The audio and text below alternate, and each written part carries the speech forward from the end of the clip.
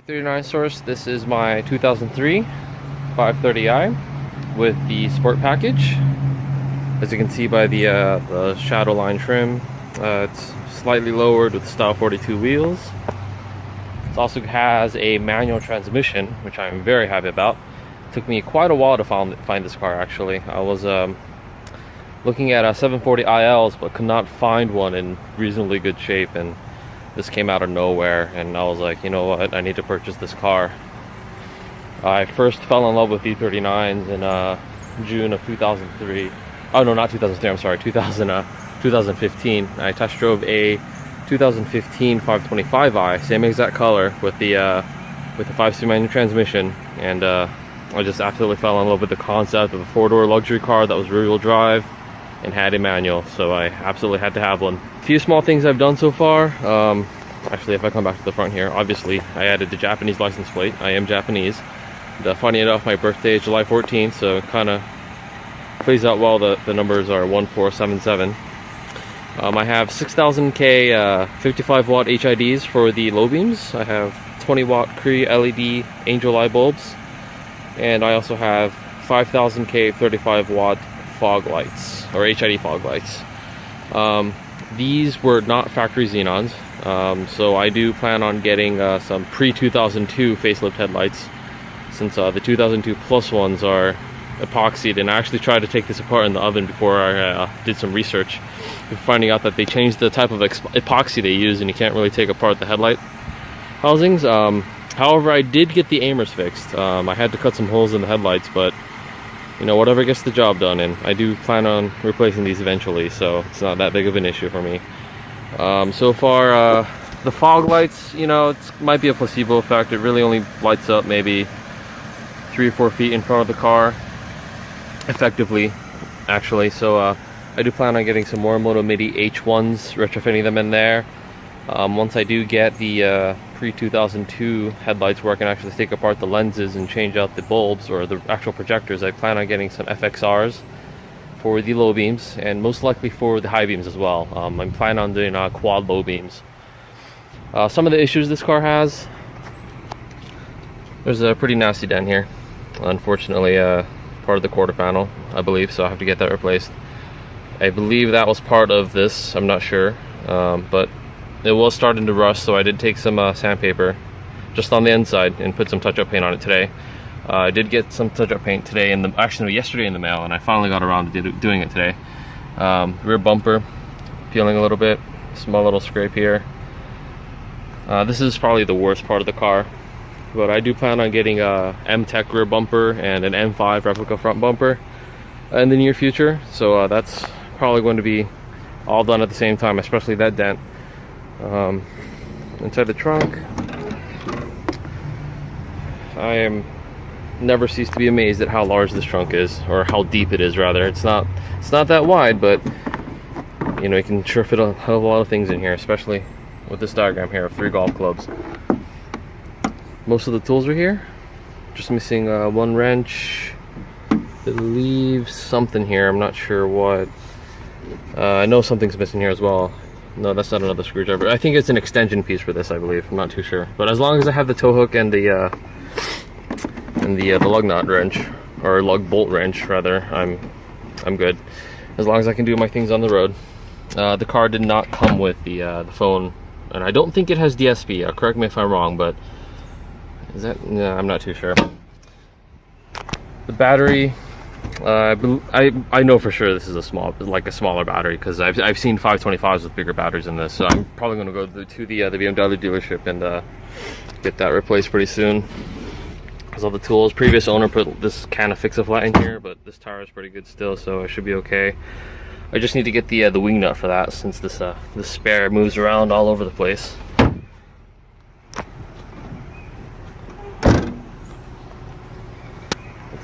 Fortunately, there's no rust in here, so this does concern me, but I don't think that's anything to be worried about. It's not really soft or anything, but oh yeah, I need to apply touch up there and here as well.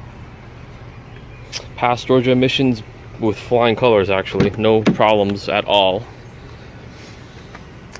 One problem on the interior, actually two problems. This part here has some sun damage, which I'll take care of. I did clean inside and outside, but I did not give it the most thorough of cleaning, so I'll have to take care of the driver's seat, which is actually the worst. It's the dirtiest. Also, I think you can see from here, but this has the seat twisting issue, so I need to take the seat out and fix that pretty soon. I might do that along with the battery. And the front seats. I love these seats. Sport bucket seats with the extensions. Absolutely love them. They hug you in just the right places, around corners. But yeah, overall for a 2003, this car's in pretty good condition. The previous owner had 5 kids, so I'm really surprised.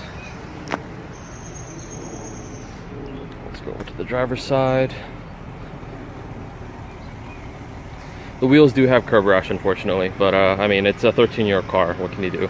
Fortunately, they're 2-piece wheels, so I do plan on getting new barrels or getting them refinished sometime soon. Let's open this door. Also, fortunately, the headliner is not sagging in this car, which is beautiful. You can see there, that's starting to peel, but that's a small issue, so I can probably just fix that. Hopefully the C-pillars, yeah, actually the C-pillars are starting to peel, I just noticed. So probably gonna have to get the entire headliner redone sometime soon.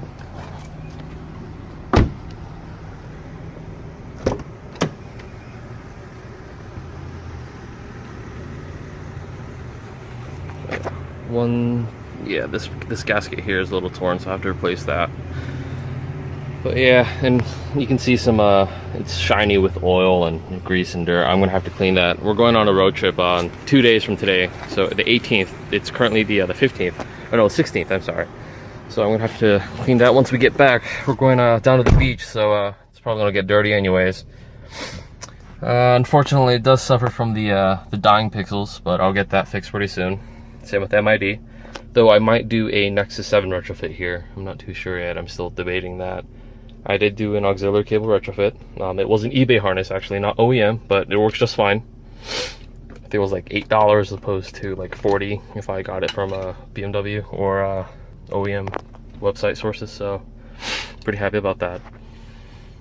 So far, this car, I have no complaints. I think I've been averaging like 24 miles, yeah, 24 miles to the gallon. And I did my own calculations, and you know, that actually came out just perfectly fine. I think the last tank I did 25.6, and that was 40% city and around 60% highway. So far I'm pretty pleased. Yeah, that trip meter right now, that's not accurate. I took this car to Firestone to get brand new tires. Actually, I should show you those. And the person thought the that button to reset the trip meter was the way to switch on the odometer in the center on the OBC, but nope. But anyway, the tires I got are the Firestone Firehawk Wide Oval Indy 500s. These are actually pretty nice. For a budget tire, these are actually very, very good. Road noise is minimal. They are directional, but the sidewall seems pretty stiff. And the reviews online are actually pretty good. So for a budget tire, these are pretty good. And that's actually a pretty cool logo there. So I'm pretty pleased. I've maybe driven, yeah, I think it's on the trip meter 163 miles or so. I mean, I reset it when actually they reset it when they put the tires on, so it has around 168-ish miles on them. So far they've been really good. They're quiet on the road. I did drive them in the rain, and they're not the best in the rain, but they're pretty decent. They were 50% off, but I think they were still like 93 each. So out the door, I think I paid like $480, but that's not too bad for brand new tires.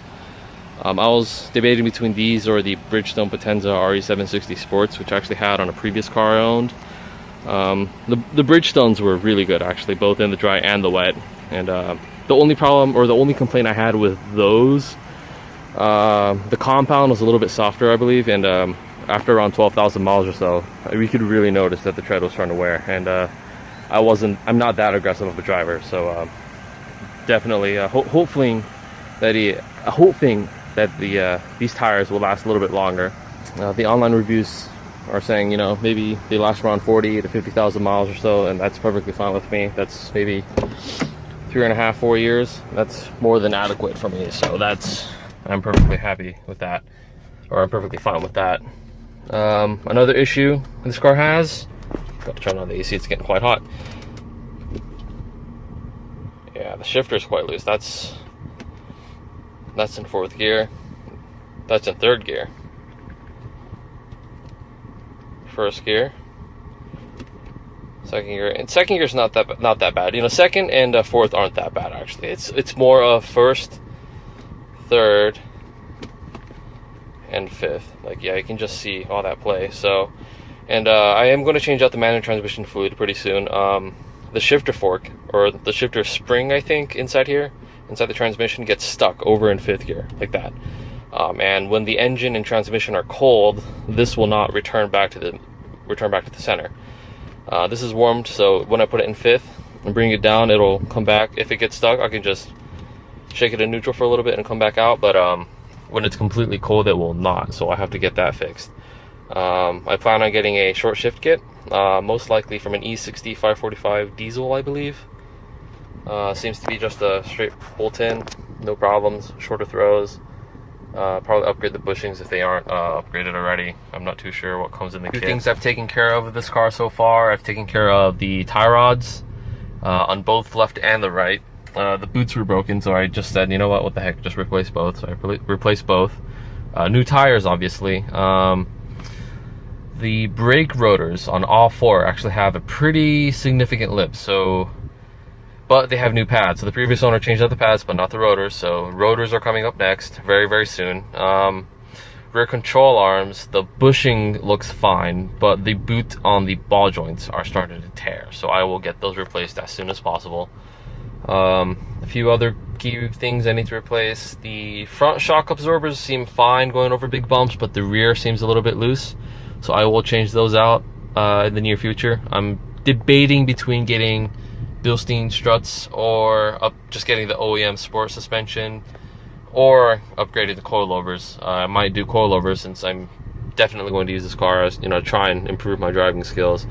Besides that, there's really nothing to talk about in this car. It's been great so far. I absolutely love it. I do plan on keeping this for quite a while. I'm actually known within my group of friends to be swapping out cars very often. So far I've gone through a Honda Prelude, a Lexus LS400, and a Lexus SC300, it all within a span of 2 years. And this is my 4th car in 2 years, so this is definitely something I'll be keeping for a while. It's my pride and joy right now. It's not perfect, but it'll get there. It'll get there, slow and steady. So, alright, well, thanks for watching, guys, and I'm sorry this video was kind of all over the place and not very neat. This is my first time making a introduction video, so hopefully I'll be back with more updates in the near future. Alright, guys, take care.